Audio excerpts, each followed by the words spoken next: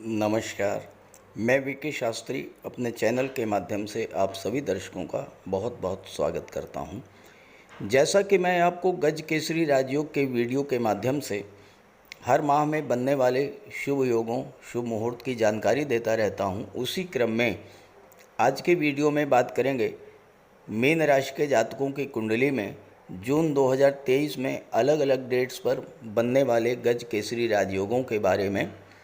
मैं आपको ये भी बताऊंगा कि ये राजयोग आपकी कुंडली में किन किन डेट्स पर और किन किन भाव में बन रहा है, ताकि आप उसी के अनुसार अपनी प्लानिंग कर सकें। गज केसरी राजयोग कुंडली में कैसे बनता है? कुंडली में देवगुरु बृहस्पति और चंद्रमा की युति या दृष्टि संबंध बनने पर गज केसरी राजयोग प्रभावी होता है, और इसके अलावा चंद्रमा पर बुध या शुक्र की दृष्टि पड़ने से भी ये राजयोग बनता है। ये इतना श्रेष्ठ राजयोग है कि अगर किसी भी जातक की जन्म कुंडली में बन जाए, उसे धन संपदा, संतान सुख, स्त्री सुख, माता पिता भाई बहनों का सुख, मान सम्मान, यश कीर्ति, ये सब कुछ जीवन भर मिलता रहता है। और ये राजयोग हर व्यक्ति की गोचर कुंडली में हर महीने कुछ विशेष तिथियों पर बनता है, लेकिन आपको इसकी जानकारी नहीं हो पाती, इसलिए आप इसका लाभ नहीं ले पाते। वीडियो के थंबनेल में डबल गज केसरी राजयोग लिखा है, क्योंकि ये राजयोग आपकी कुंडली में जून के महीने में गुरु के अलावा शुक्र के द्वारा भी बनाया जाएगा।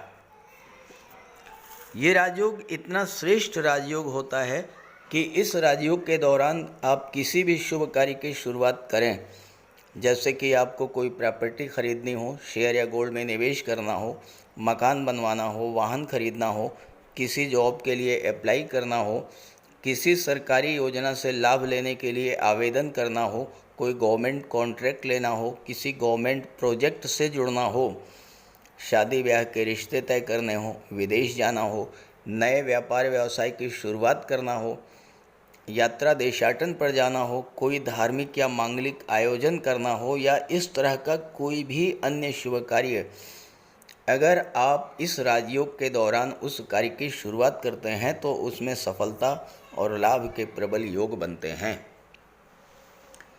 इसी उद्देश्य को लेकर ये वीडियो अपलोड कर रहा हूँ, ताकि आपको शुभ समय की, शुभ मुहूर्त की जानकारी हो सके और आप शुभ समय पर अपने कार्यों की शुरुआत करें और उसका पूरा लाभ उठाएं। ये विश्लेषण आपकी चंद्र राशि के आधार पर किया जा रहा है, और वीडियो के अंत में मैं आपको देवगुरु बृहस्पति के उपाय भी बताऊंगा, लेकिन उससे पहले मैं आपको ये ज़रूर समझाऊंगा कि मई 2023 में और 15 जून 2023 के बीच ये गज केसरी राजयोग प्रभावी क्यों नहीं था। देखिए, मैं 15 जून की कुंडली के आधार पर ग्रहों का अंश बल आपको दिखाने जा रहा हूँ। यहाँ आप देखिए कि 15 जून को ग्रहों का अंश बल कितना था। देवगुरु बृहस्पति 12 डिग्री, बुध 12 डिग्री, शुक्र 14 डिग्री, शनि 13 डिग्री। 15 जून 2023 की डेट वो डेट है जिस डेट को देवगुरु बृहस्पति युवा अवस्था में प्रवेश करेंगे, और जब कोई भी ग्रह 12 डिग्री से 18 डिग्री के बीच अंशबल होता है तो वह अपना पूरा फल देने में सक्षम होता है। और राहु 7 डिग्री पर हैं। अब राहु चूँकि वक्री अवस्था में चलते हैं, 7 डिग्री का मतलब यह है कि राहु इस समय वृद्धावस्था में गोचर कर रहे हैं और धीरे धीरे मृत अवस्था की ओर प्रवेश करेंगे। तो राहु का अंशबल कम होता जाएगा, गुरु का अंशबल बढ़ता जाएगा 15 जून के बाद। तो गुरु चांडाल योग निष्प्रभावी हो जाएगा और गज केसरी राजयोग का पूरा लाभ आपको मिलता रहेगा। अब आपका प्रश्न ये होगा कि 15 मई 2023 में मैंने गज केसरी राजयोग का वीडियो अपलोड नहीं किया, क्यों? क्योंकि गुरु अंश बल से कमज़ोर थे, 12 डिग्री से कम थे। राहु का अंश बल अधिक था। राहु मजबूत स्थिति में थे। जब गुरु का अंश बल कम था, राहु मजबूत स्थिति में थे, तो गुरु चांडाल योग पूरी तरह से प्रभावी था और उस स्थिति में गज केसरी राजयोग नहीं बनता। लेकिन अब चूंकि राहु कमज़ोर हो चुके हैं, गुरु मजबूत हो चुके हैं, तो 15 जून के बाद बहुत ही मजबूत, शुभ और प्रभावी गज केसरी राजयोग आपकी कुंडली में बनेगा। और बुध भी मजबूत स्थिति में है, बुध के द्वारा अगर बनता है तो वो भी अत्यंत शुभ होगा। और शुक्र भी अत्यंत मजबूत हैं, 12 से 18 के बीच में है, 14 डिग्री अंश बल है, तो शुक्र के द्वारा भी जो गज केसरी राजयोग बनेगा वो बहुत ही मजबूत और शुभ फल देने वाला होगा। अब बात करते हैं अलग अलग राशियों की कुंडली में बनने वाले राजयोगों के बारे में। तो ये है मीन राशि के जातकों की कुंडली। देवगुरु का गोचर आपकी कुंडली के धन भाव में है और शुक्र का गोचर कुंडली के पंचम भाव में है। जैसा मैंने बताया कि गज केसरी राजयोग शुक्र के द्वारा भी बनता है और बुध के द्वारा भी बनता है। तो जून का जो पहला गज केसरी राजयोग है वो शुक्र के द्वारा ही बनेगा और उसकी डेट है 6 जून। 6 जून को प्रातः 4:40 6 जून को 4:40 AM से और 9 जून 6:02 चंद्रमा का गोचर मकर राशि में होगा और शुक्र की सीधी दृष्टि चंद्रमा पर पड़ेगी। शुक्र पंचम में है, लाभ के भाव में गज केसरी राजयोग बनेगा। तो आपको 6 जून से 9 जून के बीच पंचम भाव की चीज़ों का लाभ मिलेगा, तीसरे भाव की चीज़ों का लाभ मिलेगा। और चूंकि शुक्र अष्टम के भी स्वामी हैं तो अष्टम भाव की चीज़ों का भी आपको लाभ प्राप्त होगा। पंचम भाव संतान का होता है, तो यहाँ पर आपको संतान की प्राप्ति हो सकती है, संतान की प्लानिंग कर सकते हैं। संतान प्राप्ति के मार्ग में किसी प्रकार की अगर बाधा थी वह भी दूर होगी, क्योंकि शुक्र जैसा शुभ ग्रह जब पंचम भाव में गोचर करता है तो संतान की प्राप्ति होती है। पंचम भाव लव रिलेशंस का होता है, लव रोमांस का होता है। शुक्र प्रेम के ग्रह हैं, तो आपको लव रिलेशन से लाभ होगा, यानी या तो आपके रिलेशंस मैरिज में कन्वर्ट होंगे या फिर आपको अपने लव पार्टनर की तरफ से धन का लाभ हो सकता है, कोई गिफ्ट मिल सकती है आपको, या फिर आपके लव पार्टनर को या जीवन साथी को कोई जॉब मिल सकती है या कोई स्वतंत्र व्यापार व्यवसाय भी शुरू कर सकते हैं। पंचम भाव शेयर मार्केट को भी शो करता है, लॉटरी को भी शेयर शो करता है, और यहाँ पर शुक्र आपको शेयर से भी और लॉटरी से भी लाभ देने की स्थिति में होंगे। पंचम भाव मनोरंजन का होता है। इस गोचर काल में अगर आप कहीं बाहर घूमने का प्लान कर रहे हैं तो आपको उस यात्रा से भी लाभ प्राप्त होगा। शुक्र चूँकि तीसरे भाव के भी स्वामी हैं, तीसरा भाव जो है ये ऑनलाइन बिजनेस का होता है, ऑनलाइन प्लेटफॉर्म का होता है, टूर एंड ट्रेवल्स का होता है, तो इन क्षेत्रों से भी आपको लाभ होगा। छोटे भाई बहनों का भी होता है तीसरा भाव, तो आपके छोटे भाई बहन भी इस समय आपके लिए लाभ की स्थिति में होंगे। और शुक्र चूँकि अष्टम के स्वामी हैं, अष्टम भाव जो है वो आपके आयु का होता है, अष्टम भाव आपके स्वास्थ्य का होता है, तो शुक्र के प्रभाव से इस समय आपका स्वास्थ्य भी अच्छा रहेगा। किसी पुरानी और बड़ी परेशानी से आपको शुक्र मुक्ति भी दिलाएंगे। अष्टम इनहेरिटेंस का होता है, तो आपको पैतृक संपत्ति का भी लाभ हो सकता है। और अष्टम भाव जो है वो डीप रिसर्च का होता है। और देवगुरु बृहस्पति जो आपकी राशि के स्वामी हैं वो नवम दशम भाव कर्म भाव के भी स्वामी हैं। तो इस समय ये इंडिकेशन मिल रहा है कि आप कार्य क्षेत्र में जितना गहराई से डूब करके कार्य करेंगे उतना ही ज़्यादा आपको लाभ प्राप्त होगा।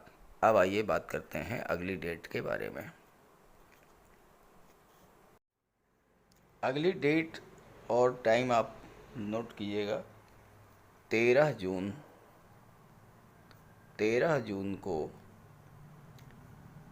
बाद दोपहर 1:32 PM, 13 जून से और 15 जून तक, 15 जून, और इसका समय है 8:23 PM। चंद्रमा का गोचर मेष राशि में होगा, धन के भाव में, और यहाँ पर चंद्रमा की और गुरु की युति बनेगी और धन भाव में अत्यंत शुभ और श्रेष्ठ गज केसरी राजयोग बनेगा 13 जून से और 15 जून के बीच में। कुंडली का दूसरा भाव धन के संचय, वाणी, परिवार, आपके सस्टेनेंस, आपके सपोर्ट, आपकी आजीविका, फूड और इन्वेस्टमेंट को शो करता है। तो इस समय आपका मन ज़्यादा से ज़्यादा धन संचय की ओर प्रवृत्त होगा। आप शांति से बैठ करके ये विश्लेषण करेंगे कि किस तरह से फालतू खर्चों में कटौती की जाए और धन की बचत की जाए। आप इस समय धन का निवेश भी करेंगे, प्रॉपर्टी में, शेयर में, गोल्ड में, या फिर आप घर की सुख सुविधा के साधन भी इस गोचर काल में क्रय कर सकते हैं। गुरु आपकी कुंडली में दशम भाव के स्वामी हैं, कर्म भाव के स्वामी हैं। तो इस समय आपको अपने कार्य क्षेत्र से धन की प्राप्ति होगी। आपको अपने एफर्ट्स का, अपने परिश्रम का लाभ प्राप्त होगा और आप धन का संचय करेंगे। गुरु जिस भाव में गोचर करते हैं या जिस भाव पर दृष्टि डालते हैं उसका विस्तार करते हैं। तो धन के भाव का विस्तार करेंगे, दूसरा भाव परिवार का होता है तो परिवार का विस्तार करेंगे, यानी विवाह होगा किसी सदस्य का या संतान की प्राप्ति हो सकती है। दूसरा भाव कुटुंब का होता है, पारिवारिक सदस्यों या रिश्तेदारों के बीच किसी तरह का तनाव अगर था तो गुरु और चंद्रमा की युति बनने से आपका ज्ञान, बुद्धि, विवेक जागृत होगा, मन आपका शांत रहेगा और रिश्तों में सुधार करने का मार्ग आपको स्वतः प्राप्त हो जाएगा और इस कार्य में ईश्वर भी आपकी मदद करेगा। चंद्रमा की दृष्टि और गुरु की दृष्टि कुंडली के अष्टम भाव पर पड़ेगी। आपके मन में धर्म और अध्यात्म के प्रति नैसर्गिक रूप से झुकाव बढ़ेगा, ईश्वर में आपकी आस्था बढ़ेगी और आपको इसका लाभ प्राप्त होगा। अगर आप अष्टम भाव की चीज़ों को लेकर कोई नया व्यापार, व्यवसाय शुरू करना चाहते हैं, जैसे कि आप इंश्योरेंस के क्षेत्र से जुड़ना चाहते हैं, अगर आप कमीशन एजेंट या शेयर ब्रोकर के रूप में कार्य करना चाहते हैं, अगर आप रियल इस्टेट से संबंधित कार्य करना चाहते हैं, कंस्ट्रक्शन का कार्य शुरू करना चाहते हैं, बिल्डिंग मटेरियल सप्लायर का काम शुरू करना चाहते हैं, या मेडिसिन्स का, केमिकल प्रोडक्ट्स का व्यापार व्यवसाय शुरू करना चाहते हैं, तो ये समय आपके लिए अत्यंत श्रेष्ठ सिद्ध होगा। अगली डेट जब आपकी कुंडली में गज केसरी राजयोग बनेगा वो है 22 जून। 22 जून को प्रातः 4:18 से, प्रातः 4:18 से और 25 जून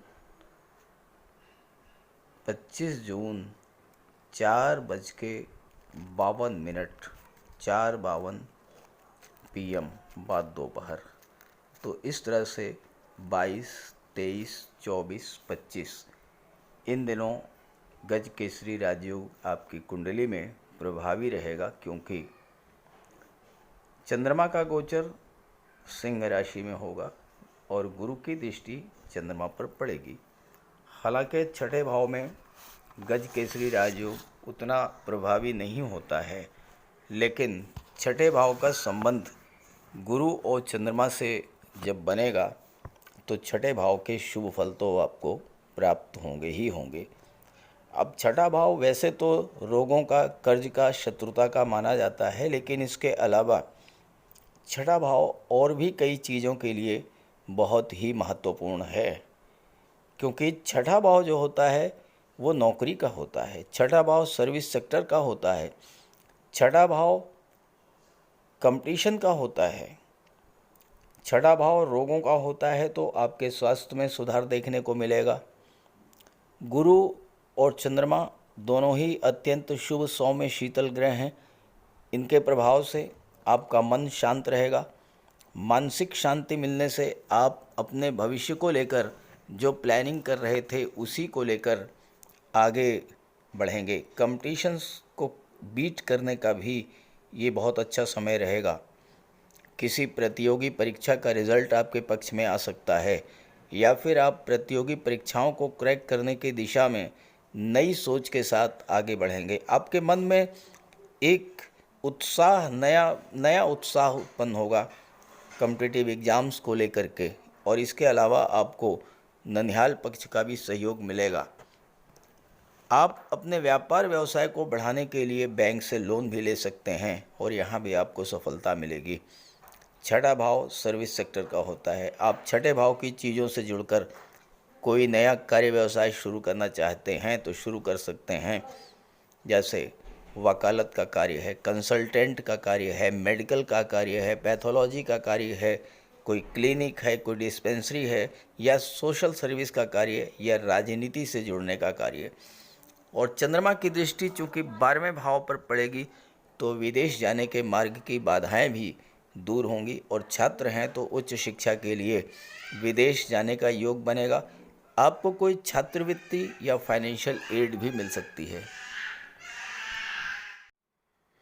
27 जून को अंतिम बार आपकी कुंडली में जून के महीने में गज केसरी राजयोग बनेगा। आप टाइम नोट करिए, 27 जून को प्रातः 3:28 3:28 AM से लेकर के और 30 जून 10:19 तक प्रातः गज केसरी राजयोग आपकी कुंडली में प्रभावी होगा। चंद्रमा का गोचर तुला राशि में कुंडली के अष्टम भाव में होगा। हालांकि अष्टम भाव में गज केसरी राजयोग उतना ज़्यादा प्रभावी तो नहीं होता, लेकिन अष्टम भाव का संबंध गुरु और चंद्रमा जैसे शुभ ग्रहों से जब बनेगा तो उसका प्रभाव तो पड़ेगा। अष्टम भाव क्या होता है? दुखों का होता है, पीड़ाओं का होता है, कष्टों का होता है, आकस्मिक घटनाओं का होता है, क्रॉनिक डिजीज़ का होता है, लंबी बीमारी का होता है। यहाँ पर गुरु और चंद्रमा का संबंध अष्टम भाव से बनने का सबसे बड़ा प्रभाव ये पड़ेगा कि आपको अपनी उन परेशानियों से जो लंबे समय से आपको परेशान कर रही थी, बाहर निकलने के लिए दैवी सपोर्ट मिल जाएगा। गुरु के प्रभाव से ईश्वरी कृपा आप पर बरसेगी और अब कहीं ना कहीं से आपको ऐसी मदद मिल जाएगी जिससे आप अपनी समस्या से बाहर आ जाएंगे।